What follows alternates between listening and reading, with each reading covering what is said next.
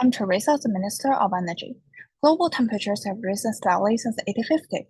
While carbon dioxide drives long-term warming, methane short-term potency makes its reduction critical for immediate climate impact. Quantified emissions data confirm the climate damage from this codependent energy system. The economic, political, and codependent infrastructure barriers slow renewable growth.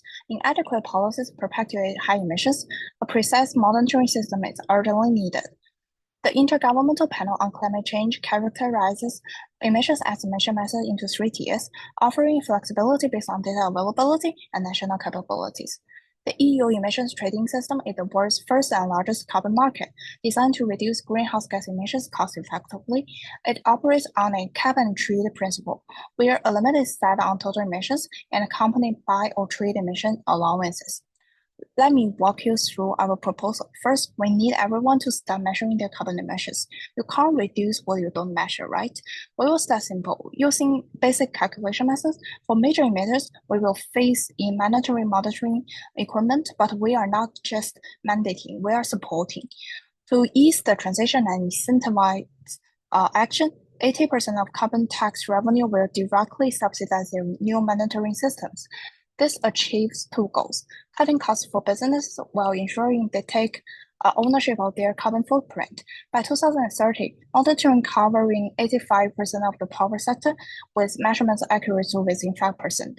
This phased approach means we can start now with what we have while working toward world-class standards.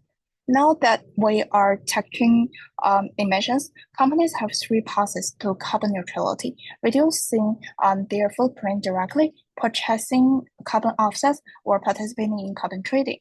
But let's be realistic. We cannot expect every company to go carbon neutral overnight. For those who can't meet the target yet, we will implement a carbon tax. This creates a financial incentive to clean up operations while funding our monitoring systems. Let me break down the carbon tax calculations. We are starting with taxable emissions of 20 million metric tons. Now we expect the emissions to drop 3% annually.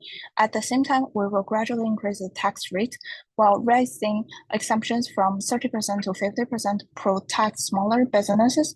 After crunching these numbers, we project total revenue of about 1.8 billion over 6 years. This gives us the funding we need to roll out the CEMS monitoring system in phases while still giving companies time to adapt.